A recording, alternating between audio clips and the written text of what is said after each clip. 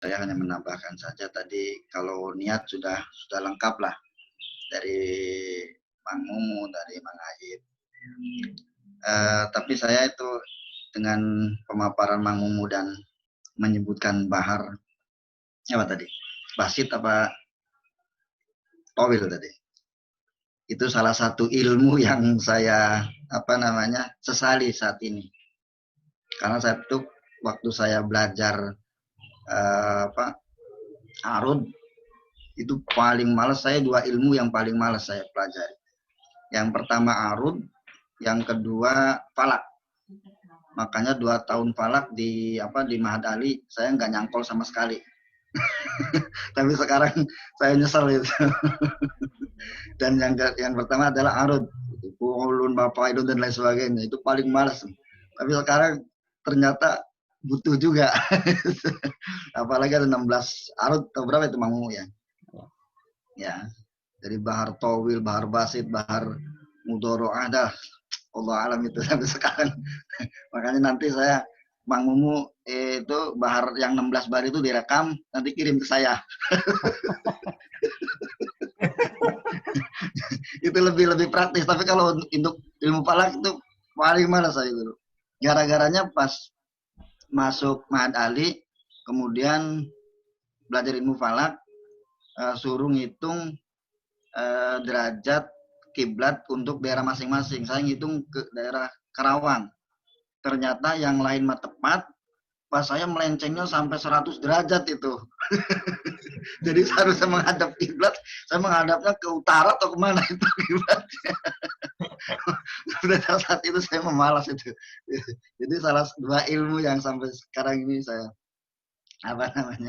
itu. Itulah intermezzonya lah. Nanti tinggal Mang Mumu nanti nih. Arutnya nanti tinggal direkam terus kirim ke saya.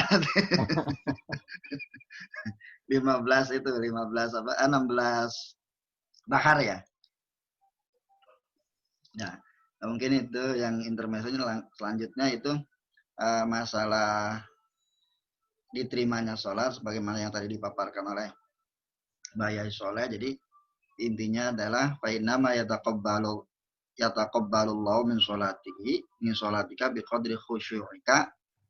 Satu khusyuknya, yang kedua khudu'nya atau sukunu jawarih, jadi tenangnya anggota badan. Yang ketiga tawadhu' atau tadzallul, merendahkan diri di hadapan Allah, merasa rendah, merasa hina di hadapan Allah. Wa tadarru'ika, dan khulus atau ikhlas, semuanya karena Allah. Jadi kalau kita lihat di syarahnya ini di Muratil Ubudiyah itu ada waqila li sholati arba'u syu'abin. Jadi 4 cabang lah atau 4 pilar dalam sholat. Jadi selain syarat rukunnya terpenuhi, ada yang mengatakan rukun itu 17 karena tumak ninyahnya itu dipecah. Ada yang mengatakan 13 kalau nggak salah, yang tumak ninanya itu jadi 1. Pokoknya tumannya hanya 1 gitu aja. Kalau yang lain 17, ada lagi yang nambahin 1 lagi, jadi 18 niat keluar dari sholat ketika salam pertama. Itu perbedaan rukunnya nanti. Nah, di sini ada yang pertama 4 pilar sholat itu diterima sholat adalah khuduril qalbi wa syuhudil aqli wa khudu'in nafsi wa khudu'il arkan. Fahudurul qalbi raf'ul hijab. Jadi hadirnya hati itu menghadap Allah itu bisa membuka atau mengangkat hijab yang selama ini kita tutupi dengan banyaknya dosa kita. Makanya nanti ketika hijab ini dibuka, maka ada istilah mukasyafah. Itu para ulama. Kalau saya pribadi belum ulama, belum kiai, belum ustadz. Masih pokoknya masih seneng dolan lah. Masih seneng guyon. Yang kedua syuhudul akli, kehadiran akal. Jadi pikirannya tertuju kepada Allah, itu bisa raf'ul hitab. Raf'ul itab ini mengangkat, menghilangkan kehinaan. Jadi kita nanti dipandang oleh orang lain pun itu baik.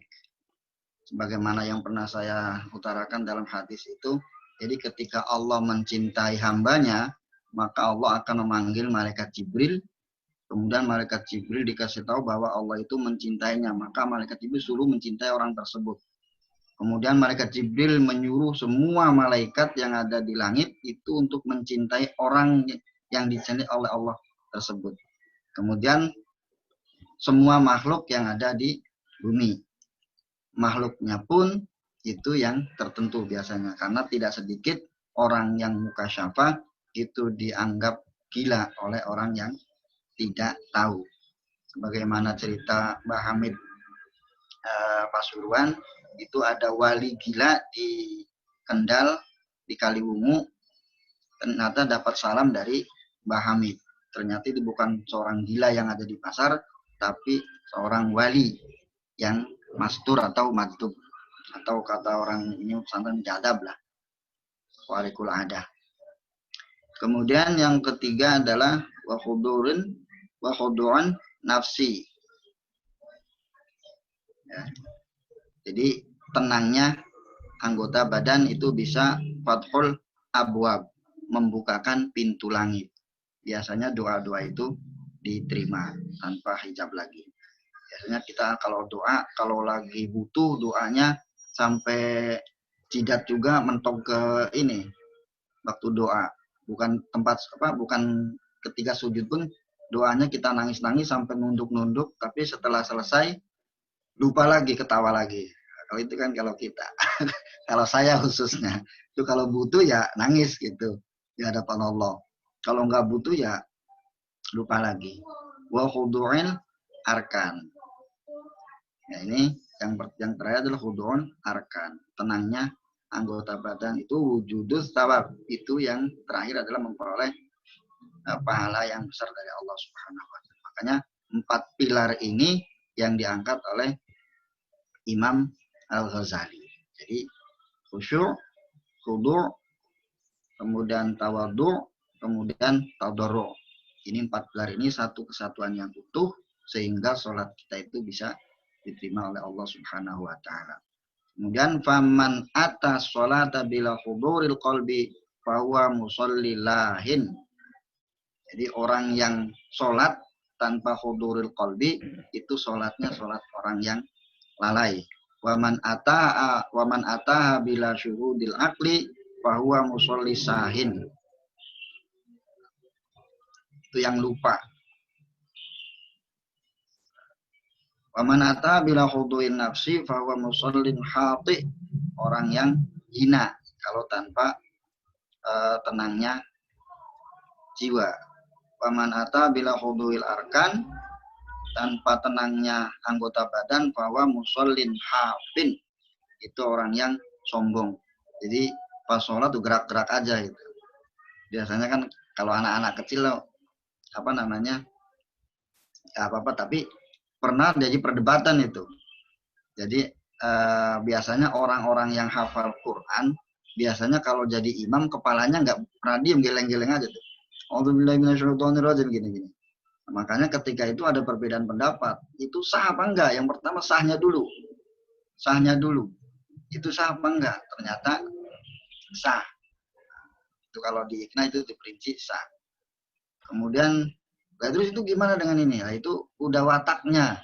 Jadi biasanya orang yang hafal Quran itu biasanya kepalanya nggak pernah diem. Gitu. Itu ada pernah di Basul Masail kan. Kemudian waman ataha kama wusifa fahuwa musallin wafin. Jadi apabila sholatnya itu sesuai yang 4 pilar ini, maka musallin wafin, orang yang sempurna. Wa kadza fi awarifil ma'arif, di kitab awarifil ma'arif. Ini awarif ini nanti bagian nama nih. Wa jurabil fathati ma la yansurif ma lam yudhaf au yakuba ba'dal radif. Itu kata alfiyahnya itu. Karena awarif ini adalah isim apa namanya tuh? Munsharif, ghair munsharif ya. Seharusnya di awaifa, tapi karena jadi mudhof tapi jadi awaifi karena ada apa? Jadi gugur. Waruya fil khabari laisal mar'u min sholati illa ma uqila. Jadi dalam hadis itu ada sebuah ini laisal mar'u min sholati illa ma uqila. Jadi sholatnya seseorang itu diterima ketika dia ingat sama Allah. Jadi ketika ingatnya ketika niat, dia saat niat itu yang diterima. Selebihnya ditolak. Faqad warada fil khabari anna man khasya'a fi sholati wajabat lahul jannah wa kharaja min dzunubi ka yaumi waladatu ummu. Dan barang siapa yang khusyuk ketika sholat, maka dia akan masuk surga. Dan dia akan dihapus segala dosanya sebagaimana ketika waktu lahir. Nah, itu mungkin itu saja. Jadi tambahan tadi untuk Mang Rijal, nah, kalau saya